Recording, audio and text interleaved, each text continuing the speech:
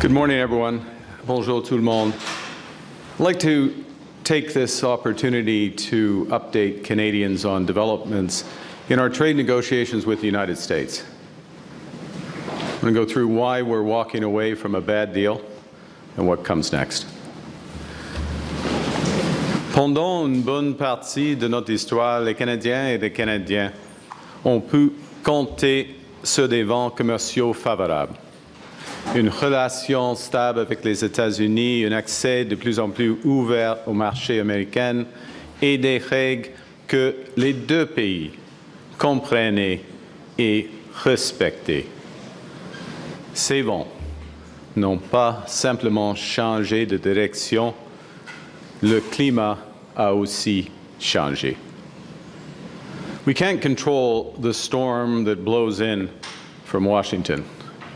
We can, however, chart a new course by building Canada strong at home and diversifying our trading relationships abroad. Nous sommes maîtres chez nous et le partenaire par excellence à l'étranger. For over a year, Canada has worked intensively and in good faith with the United States to negotiate a new comprehensive trade deal. We've been pragmatic, patient, and persistent. We pursued every opportunity to reach an agreement that protects Canadian workers and their families, that strengthens our economy, and that respects Canadian sovereignty. We've been under no illusions. We recognized from the start that America has changed. Early last year in this room, I observed that the decades-long process of steadily increasing integration between our economies was over. Our government understood before many that America would transform all of its commercial relationships, that it would put a series of tariffs on its closest allies and use economic integration as a weapon. We recognize that sometimes its signature was written in pencil. We worked in that context to try to strike a fair deal on which Canadian businesses and workers could rely. Our goal has always been to get the best deal for Canadians, never a deal at any price or on any time frame. Last month, when the United States announced another round of unjustified tariffs, I gave our negotiating team a new mandate to seek a fair deal negotiated in good faith. Because I believe that people on the ground, on both sides of our border, want this relationship to work. The bonds between Canadians and Americans are long, and they remain strong. A mutually beneficial trade agreement is possible, one that respects our sovereignty, one that builds on our complementary strengths, one that lowers costs for families on both sides of the border, one that creates good jobs for our workers. Canada has always worked towards these goals, even while America's attention and dedication to them have wavered. We've consistently proposed long-term partnerships, while America has often pursued short-term transactions. The gap between partnership and competitor, unfortunately, has remained too wide in recent days. So last evening, I instructed our negotiators to return to Ottawa. We cannot accept what they've offered, and we will not give what they've asked.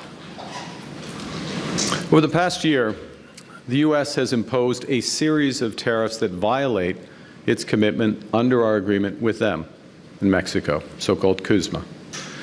The United States has continually changed the rationale for these actions, from fentanyl to taxes on U.S. tech giants, to certification of U.S. aircraft, to the sharing of tolls of a bridge that Canada built and paid for, to our dairy policy, to provincial decisions not to sell American alcohol during the trade war, to a television advertisement that quoted Ronald Reagan, to smoke from wildfires while they threatened our communities. Another prominent justification for U.S. tariffs has been their claim that since the United States runs, quote, a trade deficit with Canada, we were ripping them off. Also a quote. But the U.S.'s narrow merchandise trade deficit only exists because the U.S. buys so much of its energy from Canada. Canada fuels American growth, supplying 99% of their natural gas imports, 85% of their electricity imports, 60% of their crude oil imports. I don't think they want us to stop sending any of that energy. And if you look more broadly at the comprehensive U.S.-Canada trade balance, which includes the many services from finance to entertainment that we buy from the United States, that shows a persistent American trade surplus. Most fundamentally, trade is about building mutual strength, creating a relationship that benefits both countries. For example, Canada is the largest customer for U.S. cars. In fact, we buy more American-built cars and trucks than the United Kingdom, Japan, and China combined. It's the same for American steel products. Canada is also the largest customer for 26 U.S. states and a top 3 customer for 45 U.S. states. Last year, Americans sold almost $600 billion in goods and services to Canadians. That's more than $1.6 billion every single day. On the other hand, Canadian exports to the United States lower costs for American families. In contrast, tariffs are taxes. Taxes which are ultimately paid by U.S. consumers. While the United States has imposed a seemingly endless stream of tariffs and threatened more, Canada has, by contrast, taken several steps in good faith to try to find compromise and secure a comprehensive deal in the best interests of both Canadians and Americans. Nos négociateurs ont cherché à non seulement réduire les droits de douane, mais aussi à rétablir un degré de certitude et de stabilité grâce à un nouvel accord global sur lequel les entreprises et les travailleurs canadiens peuvent compter. Ce qui m'amène aux dernières négociations. Last month, the U.S. announced that effective August 19th, it would impose 50% tariffs on a series of industries ranging from hockey equipment to clothing, cement, and beer. The only advantage of this latest threat was that it was a catalyst for more intensive negotiations. Our objectives in these latest talks have been to preserve tariff-free access to the U.S. for the vast majority of Canadian businesses. Secondly, to provide greater stability to our trade relationship. Thirdly, to significantly reduce U.S. tariffs on our key strategic industries so that Canadian businesses in these sectors would have the best access of any in the world. Fourth, protect our small and medium-sized businesses, including by removing the imminent threat of those new tariffs. And fifth, fundamentally, maintain Canada's flexibility, independence, and sovereignty so we can keep building the country Canadians want. Canada has made offers to secure a fair, comprehensive deal that would be in the best interests of Canadians. We were willing to drop our remaining retaliatory tariffs on strategic sectors, particularly steel, aluminum, and autos, if the United States substantially lowered theirs to levels that made it economic for Canadian companies to export to the United States. In exchange for a fair deal, we would encourage our provinces to return U.S. alcohol to the shelves. And we would take administrative measures to protect supply management without changing the system itself, the U.S. quotas, or the tariffs that would apply. There were some things we wouldn't do. We were not prepared to compromise Canada's sovereignty or to undermine our key industries. Nous n'étions pas prêts à faire de compromis sur notre souveraineté, la protection de la langue française et notre culture. Pour nos collègues américains, soyons clairs, pour mon gouvernement et pour le Canada, ces questions n'ont jamais été sur la table, même si les États-Unis ont essayé jusqu'à la dernière minute. Now, in recent weeks, there had been important progress made towards a possible agreement, an agreement that would have reinforced Canada's position as having the best deal in the world with the United States, including by securing the best terms for each of our most important strategic sectors and by providing greater certainty about our future trading relationship. And while we believed earlier this week that we were moving towards a mutually beneficial agreement, in recent days the United States proposed new terms that were uneconomic, unfair, and undermined the net benefits for Canada and called into question the reliability of any deal. In short, they asked too much and they offered too little. More fundamentally, the cumulative effect of U.S. demands revealed the limits of their commitment to a true economic partnership. As I said earlier, as a result, last evening I suspended trade negotiations with the United States and directed our negotiators to return to Ottawa. I want to thank Minister LeBlanc and our chief negotiator, Janice Charette, their team. They've worked hard, in good faith, right up to the last minute to defend the interests of Canadians. Now, Canada will match Washington's new tariffs dollar for dollar in order to protect Canadian workers, farmers, families, and businesses. Our response will be concentrated in sectors such as steel, dairy, appliances, agricultural equipment, pulp and paper, and electronics. We'll also include products that are currently subject to unjustified Section 232 and 338 tariffs. This is a focused response to protect and defend our industries and allow them to compete with U.S. products in the Canadian market. In the coming days, we'll release details of these new tariff measures which will come into force the Tuesday after Labor Day. Let me be clear. We take this step reluctantly.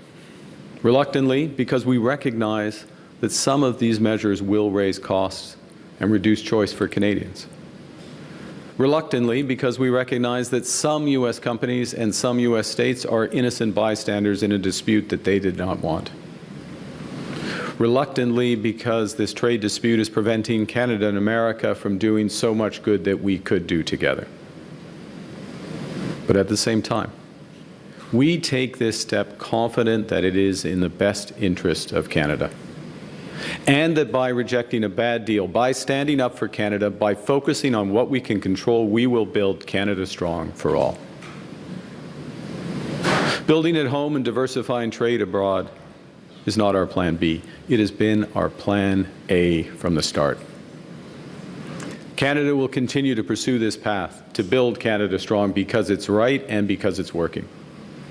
We're moving rapidly to build major infrastructure. We've already referred 27 nation-building initiatives to the new Major Projects Office, new ports, mines, energy corridors from every region of the country that now represent $500 billion in new private investment. Projects that will help Canada build bigger, move faster, and trade more with the world. Grâce à Maison Canada, nous accélérons la construction de logements abordables. En quelques mois à peine, cette nouvelle agence s'est engagée à construire près de 17 000 logements dans le cadre de 17 partenariats.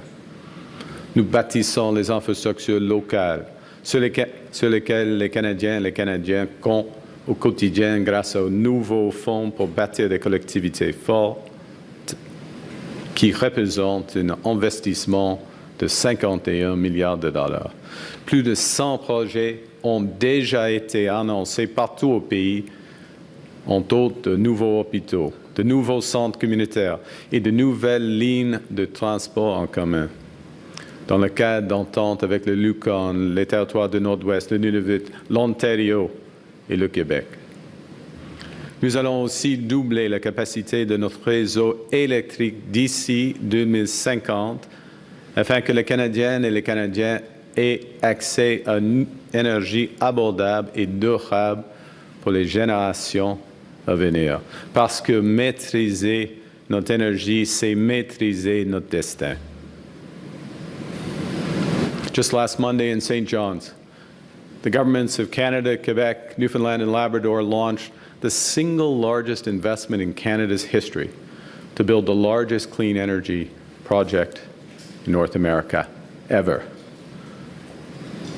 Une deuxième Bay James. It will produce enough clean electricity to power every single vehicle in Canada. We're building our economy while taking charge of our security by investing $500 billion into our defense, expanding our shipyards, growing our aerospace industry, increasing our cyber capabilities. And we're realizing Canada's full potential as an energy superpower in nuclear, LNG, renewables, and low-carbon oil and gas. These are the initiatives that are the future of our country. Canada is now the best connected economy in the world. Over the last year, we have signed more than 20 trade and security deals across 5 continents. We completed our most recent deal with the United Arab Emirates in a record 47 days. Canadian businesses now enjoy tariff-free access to 1.5 billion consumers. Over the next 6 months, we'll double that number through new trade deals from ASEAN to India. Cet automne, nous allons entamer les discussions avec l'Union européenne, la deuxième économie en importance dans le monde, pour approfondir et renforcer notre partenariat en matière de sécurité et d'économie. Canada is building such unparalleled market access because we're trusted, because we're reliable, and because we have what the world wants. That's why the world is coming to our door. In just 3 weeks, we'll host the first Canadian Investment Summit in Toronto. The summit is attracting the world's largest investors who collectively manage over $100 trillion in assets. When they get here, they'll find a Canadian economy that has never been more connected or more ambitious. Nous réduisons les impôts, nous éliminons les obstacles et nous accélérons la transformation de notre économie. Nous avons ramené le taux d'imposition sur les investissements des entreprises à seulement 13%, soit 4,5 points de pourcentage de moins qu'aux États-Unis et environ la moitié de la moyenne du G7. Nous accélérons les processus d'approbation et nous les rendons plus prévisibles, tout en investissant avec le secteur privé. Nous bâtissons une économie canadienne unifiée.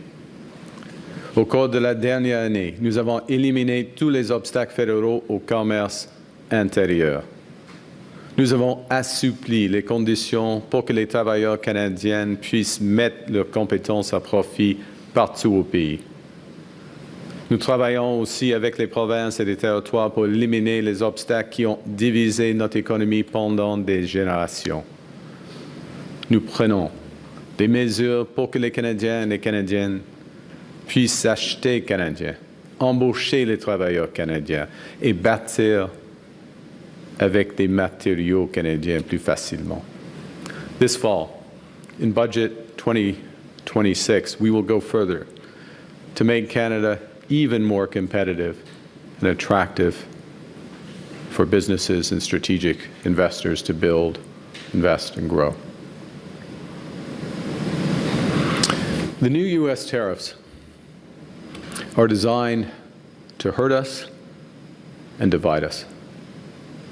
They're a miscalculation. They're a miscalculation because Canadians will always take care of each other. We know we're stronger together.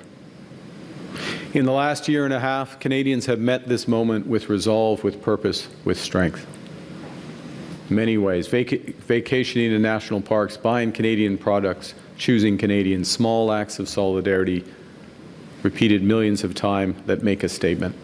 We're masters of our destiny. This government is matching that spirit with $25 billion to protect Canadian workers and businesses hurt by American tariffs. We're helping small and medium-sized businesses respond by investing in equipment, in productivity, and supply chain resilience. And we're financing large companies to keep large employers operating and to retain their workers. We're helping those hardest-hit industries retool and pivot to those new international markets. And we are being our own best customer. We have the right plan to build Canada strong. We're on track, and it's working. At the same time, we recognize that some of the biggest payoffs of this plan, of this transformation, will take time.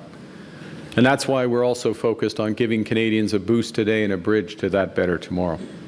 So we've cut taxes on incomes, on housing, and on gas. We've introduced the Canada Groceries and Essential Benefits, up to $1,890 per family, helping 12 million Canadians get ahead.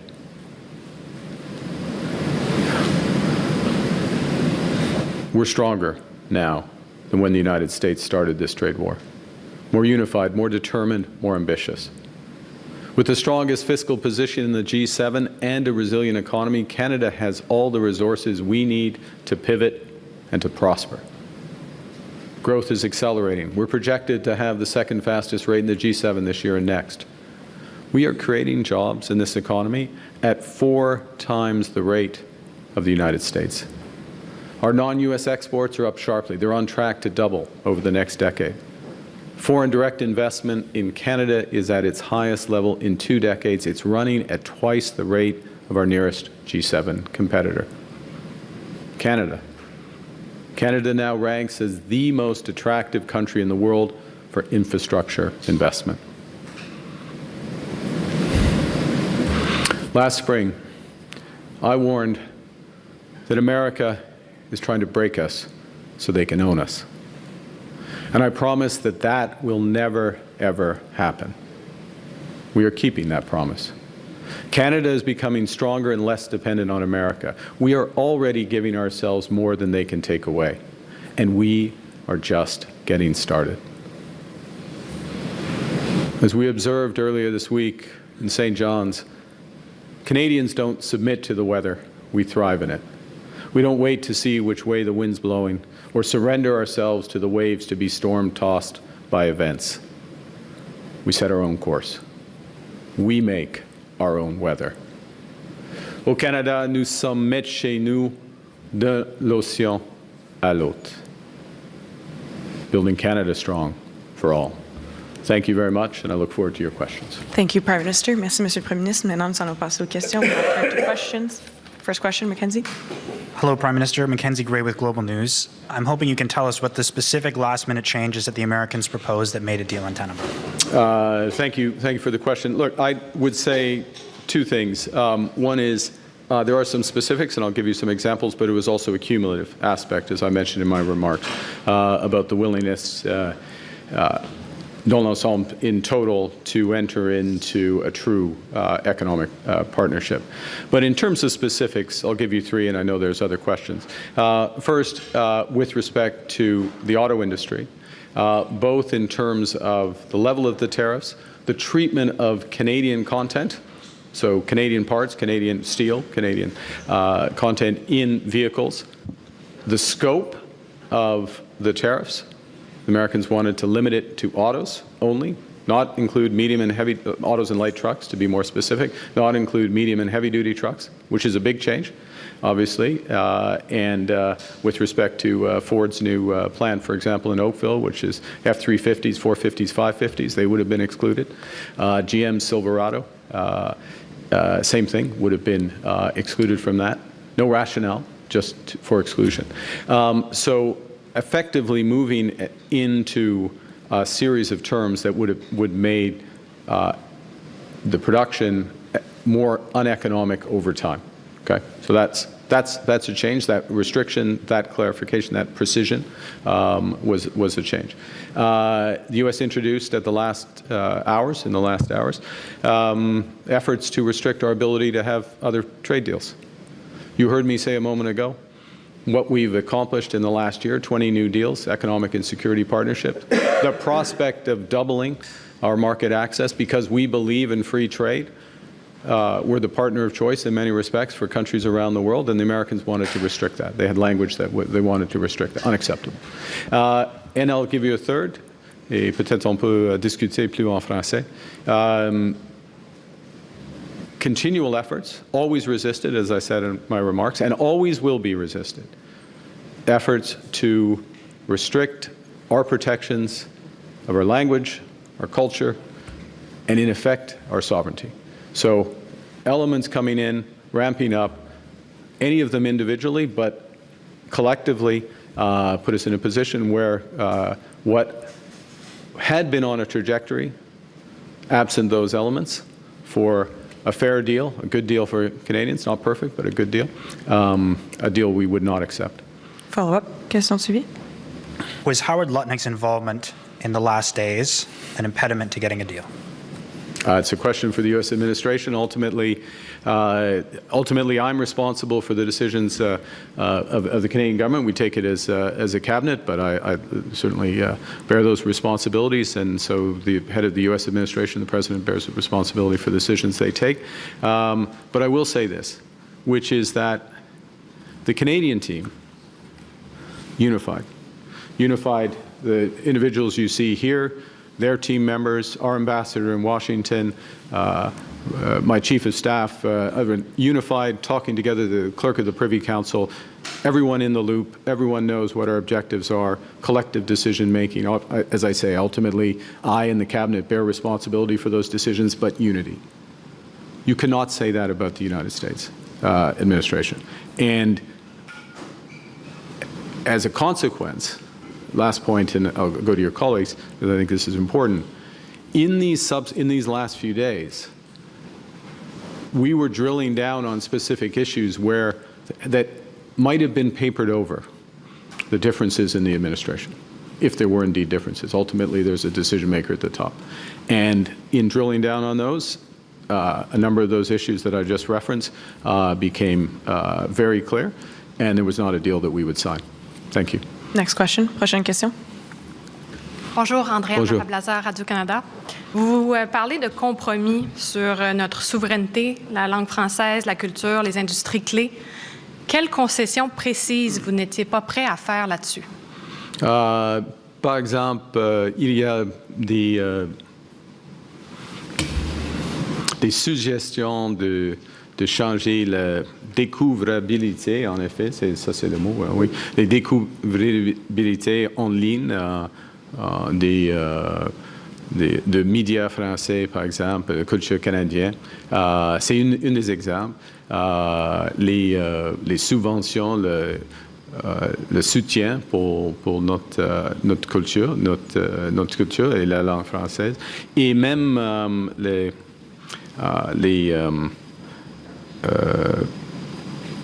renseignements qui sont sur les produits canadiens. Alors, il y en a plusieurs exemples, et jamais acceptable, inacceptable au début, à la fin. Mais les Américains essaient, et on dit non. Et c'est simple. Au fond, c'est simple. Jamais sur la table pour le Canada, mon gouvernement, et les Canadiens. Question suivie. Follow-up. Qu'est-ce que cette nouvelle escalade dans la relation commerciale avec les États-Unis signifie pour la révision de l'ASEAN? C'est pas de bonnes nouvelles, évidemment. Mais maintenant, c'est plus clair le bout de ligne des Américains dans quelques secteurs et les limites que leurs intérêts dans l'intégration canado-américaine. On n'a plus de perspective à cause de ces négociations. Prochaine question. Next question. CP. Good morning, Prime Minister. Morning. David Baxter with the Canadian Press. There's a lot of people watching this right now who are rightfully worried about losing their jobs, losing their businesses in this trade war. Yep. What's your message to those people who are worried about becoming collateral damage? Well, yeah, thank you, David. A couple of things. First, the people in these industries, particularly the industries that are being hit today by these 50% tariffs. Many of them are small, medium-sized businesses. They're in a wide range of industries, spread across the country, concentrated Ontario, Quebec, British Columbia, by and large. That's not exclusive, but it's that. And they have very much been top of mind. Top of mind, it's one of the reasons why we work so hard and stretch so far to try to get a deal. Now, but not a deal at any price. Not a deal on any timetable. So a couple messages for those people. The first is we're going to hit back. Okay, we're going to hit back and we are going to provide tariff protection where we can, where it's relevant for some of those industries. Steel is steel products and others is in some cases an example of that. We're going to provide full tariff protection there to prevent Americans businesses coming in and taking business. So that provides some. But more fundamentally, we will provide support, and we will do whatever it takes to support these businesses. We'll be releasing details of this early next week alongside our tariff actions to support these businesses. And we will support these businesses for as long as it takes. In other words, beyond the life of this U.S. administration. Okay, so there's various mechanisms that we've worked up. We'll give all the details in a few days, but think of working through our regional development agencies, also working through the Business Development Bank of Canada, and those will be the focal points for a limited number of easy-to-use but very effective programs that are going to help these businesses work through this period, pivot as necessary, because part of what we're seeing is what the potential future limits are to the American market. Follow-up. Next question suivie. And in the last couple of days, we heard some pushback from some of the premiers, such as Wab Kinew. Susan Holt said she was reluctant to put liquor back on the shelves. Quebec's Christine Fichette was saying she hadn't made up her mind on what Quebec's response was going to be yet. And Doug Ford was uncharacteristically silent, but he did send you a letter outlining his red lines last Monday. Just did any pushback from the premiers play a factor in the decision to end talks with the U.S.? Thanks for the question. First, let me say a couple of things. I mean, the short answer is no. So just to give you that perspective. But, and this is an important but, the dialogue with the premiers in the last few days, over the course of the last 18 months, and the partnership that we've established with the premiers is crucial and fundamentally important. The essence of our first minister's discussion 2 days ago, we're going to have another one this afternoon, but the essence of our first minister's discussion 2 days ago was that it's our judgment, as we told Canadians, that we were on a path to a potential deal that would give Canada not just the best deal overall, but the best deal in all of our strategic sectors, that the price for that deal, in our judgment, was worth paying. We still had to come back to the premiers with the exact specifics, so it's entirely reasonable for Premier Fichette or a premier to say, well, I want to see everything before I make that determination. But that our judgment was going to be that it's going to be worth to take steps, a couple of steps that provinces needed to do in order to get the overall deal. I'll go back to Mr. Baxter's question, not least because of the potential impact that we will now be fighting against on these small and medium-sized businesses here. Okay, so that was the discussion. I would, as chair of that meeting, there was a consensus that that's what we would do, subject to finishing the negotiation. Now, they didn't have to make that determination Wednesday, I guess it was, when we spoke, because we hadn't finalized all the terms of the deal. We were still negotiating the deal. And as it turns out, as I've just described, that the Americans changed a number of those terms, introduced new elements, made it uneconomic. And so we're not asking the premiers to do anything today except work together to support our businesses and build the country strong. And I'll underscore that last point, which, and I said this on Monday in St. John's, for the future of the country, the Churchill Agreement, Quebec and Newfoundland and Labrador, supported by the federal government, that agreement and those initiatives are the most important initiatives for the future of our country. As important as trade is with the U.S. and as dramatic as the issues are and the response that we have to give in certain industries, what we're doing ourselves, premiers, the federal government, truly Canadians, is far, far more important. It dominates. Thank you. Next question. Prochaine question. Good morning, Prime Minister. Mike Blanchfield, Politico Canada. You've outlined a few things that the Americans asked for that were unacceptable to Canada. Did they ask about critical minerals, given that their importance, their requirement for it, and how did that play out in what happened at the last? Thank you for the question. Look, the critical minerals, other aspects of energy, but let's focus in on your question, critical minerals. There is a real opportunity for cooperation between Canada and the United States in critical minerals, just as there is cooperation between Canada and other G7 countries, like-minded countries, on critical minerals. We are demonstrating that cooperation right now. Over the course of the last 12 months, we've signed 50 deals, or it's on the order of $50 billion worth of transactions in critical minerals, stockpiling, other forms. And having the U.S. as part of that process and merging some of the processes that the U.S. have, they have a tariff initiative that they've worked on. We have the G7 action plan, which we launched in Kananaskis. Bringing those together makes sense, good opportunity, kind of thing you do as part of a trade deal. One of the reasons to do a trade deal with Canada. So yes, makes sense.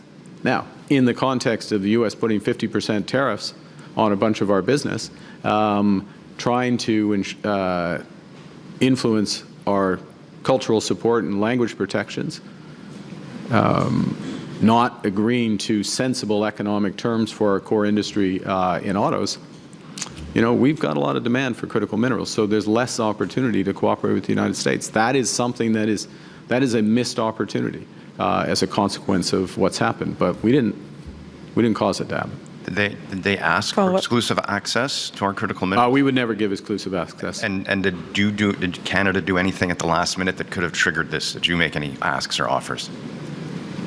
No, no. There's a short answer. From our perspective, we clarified what was on offer, and we're continually disappointed by the answers. Next question. Prochaine question. Good morning, Greg Quinn, Market News.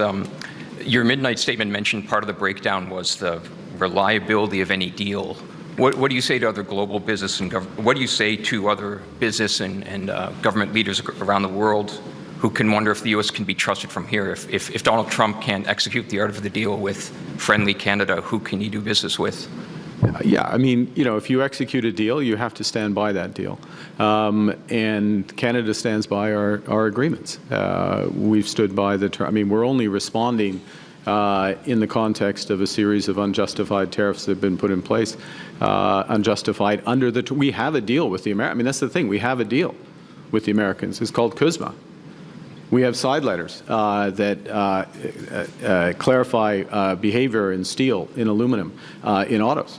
All of those are being violated day in, day out. They act as if, we have a deal. Okay, what message does that send? On the other side of the ledger, you have a country, Canada, that has a series of trade deals around the world that's expanding rapidly, that will continue to expand because we're trusted, because we're reliable, because we have things like critical minerals, many other aspects that the world wants. And so we're going to continue to pursue that. And one thing that we certainly were not going to accept was any restriction on our ability to execute those deals. Follow-up. Secondly, was part of your calculation around declining U.S. bargaining power? I'm thinking of President Trump's polling numbers versus yours. I'm thinking of already elevated inflation that American consumers are facing, and also, recent instability in the U.S. bond market. Well, let me say a couple things. No, in terms what we're focused on, as you know, is building Canada strong. It's putting Canada in a better position for Canadians, for all Canadians. Now, it happens to be the case that we are stronger and we're in a better position than we were 18 months ago. because we've recognized right from the start that we needed to focus on building at home, we needed to diversify abroad. Both of those have longer payoffs, but we're already starting to see some of the benefits of that. We recognized, and credit to the Minister of Finance, we recognized right from the start that we need to continue to maintain the strongest fiscal position in the G7 so that our borrowing, and we will borrow, but borrowing for investment, not for operating expenses, and that shift in borrowing there. And let me make this point, because the last part of your question, you know this well, that we are entering a phase where fiscal strength, discipline, focus is going to be very important. It's going to be scrutinized. I mean, it doesn't, I will say to Canadians at home, like as someone who's been in and around financial markets for a long period of time, what I'm about to say doesn't make sense, but it's the way the world works, is that markets sometimes ignore these fundamentals, and then all of a sudden they focus on them. And when they focus on them, if you don't have your house in order, it's too late. We have our house in order, and we're getting stronger. So. Next question. Hi, Prime Minister. Tom Parry with CBC. Can you talk more about what the United States was demanding Canada do with its other trading partners? Were they asking us to impose tariffs on other countries in conjunction with them? Tom, there were elements of that, and in certain sectors. And to be clear, there were elements where we would see the merit of that as part of a comprehensive deal that made sense for Canada. So if you have an integrated auto market and you want to have an integrated steel market, for example, related aluminum market, then and you have concerns, as we do, as the Americans do, about non-market economies, about transshipment of steel, for an example, through third countries, et cetera, then it makes sense to align and I would say that, again, within a comprehensive deal, we'd be prepared to do that. But that's us deciding to do something that is in our joint interests, as opposed to being told to do something or being restricted from doing something else. Now, the second point is there are a series of steel and aluminum related. By the way, if you do that, though, you should have an integrated market. In other words, the tariff level that you apply from Canada into the United States, because America wants to tariff everybody on everything, but the tariff level you apply should be clearly the lowest. It shouldn't be the same as other people. It should clearly be the lowest because you have this added market protection. That's part of the negotiation. We weren't satisfied. Ultimately, we're on steel, aluminum, and related products, so-called derivative products. Think HVAC systems, nuts and bolts, anything that's Bombardier products, Bombardier recreational products. There wasn't enough movement. Then there's a separate issue, and I'll just stop with a sentence here, which was language which suggested restrictions in terms of our ability to execute trade deals, which would always be unacceptable to this government. Follow-up. What do you think their goal was there? What were they trying to do? And if I could just, a second part, what were they asking on culture? You can ask the first, not double follow-up. Since you asked, could you ask? I'm going to say no, you can't ask 3 questions.